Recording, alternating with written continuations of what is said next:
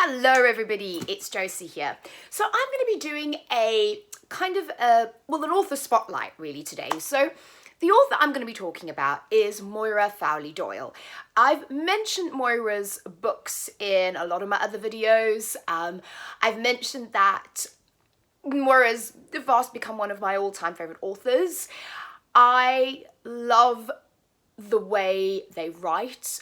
It is beautiful and lyrical, even slightly disorientating in some cases. I love the kind of magic and the magical realism and sort of the Irish setting and the slight kind of religious and mythological elements of Moira's work, kind of the witchy elements of Moira's work, and then also some gorgeous queer stories and just some great representation in their books. So I have read, I think this is everything that's kind of out published of Moira's, and it is 3 books, so 3 novels and a short story actually that I found in this gorgeous anthology, Proud.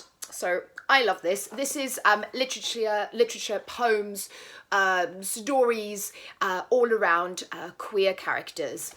And I will read you, I actually really love Moira's biography or little bio snippet in the back of this, so I'm actually going to read it to you. It says, Moira Fowley-Doyle is the author of The Accident Season, which was her first book in 2015, and it was shortlisted for the Waterstones Children's Book Prize. Then Spellbook of the Lost and Found, which is actually the first book that I read, and I adored it, and that was shortlisted for the Irish Book Awards in 2017. Moira is half French and half Irish, and she lives in Dublin, and she writes magic realism, reads tarot cards, and raises witch babies, which I love. I thought that was really, really sweet. So let's go in kind of chronological order. So the first book was this one I mentioned, is The Accident Season, and this was 2015. Like I said, it was shortlisted for the Children's Prize, and this is okay. So you've got Cara. Yeah, Cara is the main protagonist in this book, and she is, so this is a young adult. All of these books is classed as young adult, but I don't think you would enjoy them any less as an adult. I certainly do. So Cara's family has this, what they would kind of term as a bit of a curse, I guess, on them, that they have an accident season each year where things happen to them. From people actually dying to, stubbing your toe, getting hurt. And it's this period of time every year that her mother kind of terms the accident season, and they need to be kept safe, and everybody sort of worries, and it's not a great time for this family. And then with this book, so you've kind of got that element of it. You've got that kind of magical realism, I guess, element of it, where you're kind of wondering, well, is there a curse? What's really happening here? And then you have another element of this is where Cara's actually trying to work out why and what's happening with this sort of accident season. What are the reasons behind it? And I would say this book kind of goes into a slight kind of mystery element, sort of family, almost a domestic thriller element, where Cara's finding out kind of the backstory of her family and what's happened in her family that she doesn't know about, and how this connects with kind of the accident season. And this is actually a great book to read in the spooky season. All of these books are. I think Moira, if you haven't picked up any of Moira's books, or if you want to pick up some more, perfect author for the kind of October Halloween season, because this has this sort of malevolent presence. It's not like gory or horrific in that sense, but you've got this sort of what's really happening, what's going on in the background. What is happening with the family history? Why this accident season? Why are people getting hurt? Is there a presence around them? So this is really, really good. I think as a debut, it's fantastic. Really, really loved this book. The next one, and this was actually the first book that I read, is this one over here, is Spellbook of the Lost and Found, and I love this particular cover. I think it's beautiful. So this book focuses on, I'm trying to remember her name. Oh God, Olive, yeah. Olive and Rose, and they're best friends. And one night, they live in this little town, one night they start to lose things. And it can be like something really simple, it can be something big. And they kind of go, what is going on? They then meet 3 siblings, Hazel, Rowan, and Ivy. and they come to town and their stories kind of intertwine. And what you've got here, so when I say her writing can be a little bit disorientating sometimes, I think this book is the best example of that, because you have each chapter from a different perspective. And all of these characters are flower names as well. So you've really kind of got to, or flower or tree names or plant names, you've got to really kind of keep track of who's narrating and whose voice and whose storyline you're following. But it is 100% worth it. This is actually the kind of book that you can reread a couple of times.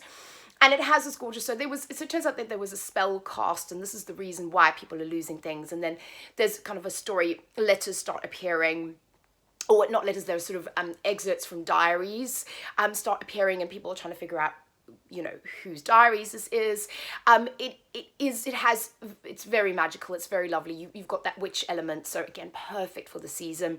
You've got all of these different characters that all have really cool, I think they're really quite fleshed out personalities. And what you also have in this one is beautiful female-female relationship between, I think it's Rose and Hazel. Yeah, Rose and Hazel. Oh, Rose and Ivy. Rose and Hazel, I think. And there's this lovely female-female relationship in here that kind of develops, you see it from the beginning and it develops through. It's very beautiful. There's a lot of diversity in this. And it is just that gorgeous blend of magical realism. It's just lovely. I adore this book. I think it's beautiful.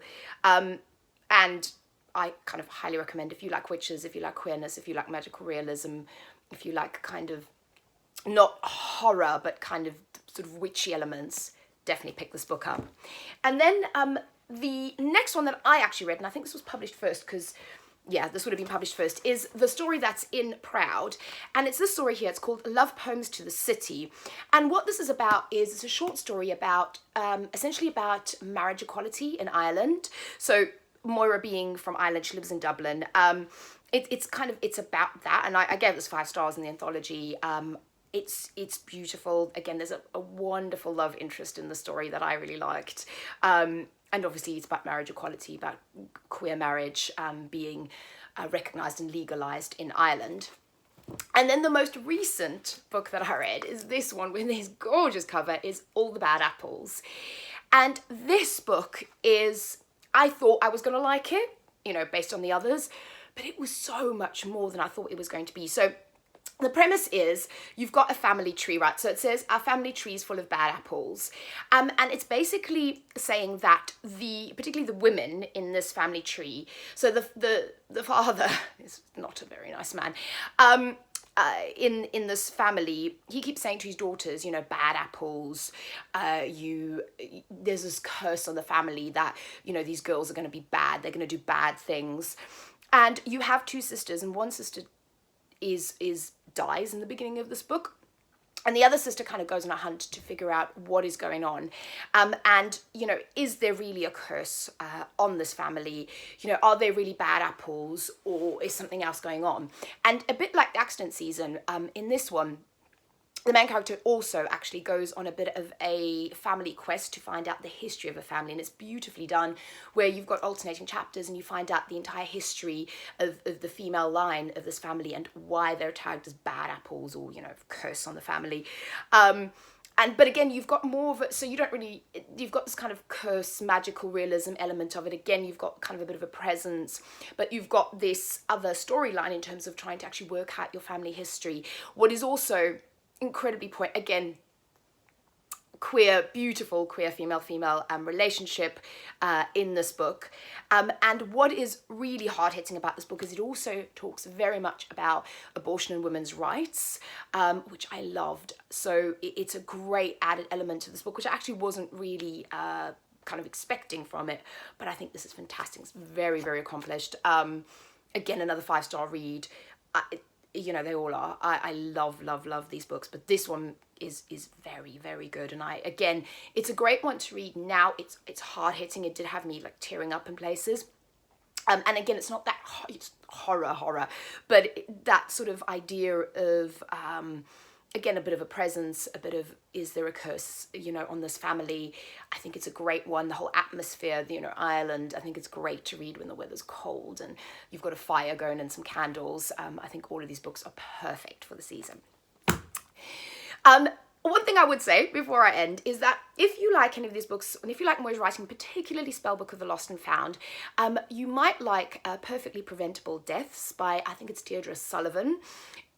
I feel like the writing style and the way the story is crafted is reminiscent of Moira, and particularly reminiscent of Spellbook of the Lost and Found. So that's definitely one that I would say, if you like these books and then you want to read something similar, Perfectly Preventable Deaths. It's also set in Ireland, again perfect for this time of the year, and it kind of has, I can see real kind of similarities between the two authors and the story type that's being told. So I would definitely recommend that one if you like all of these.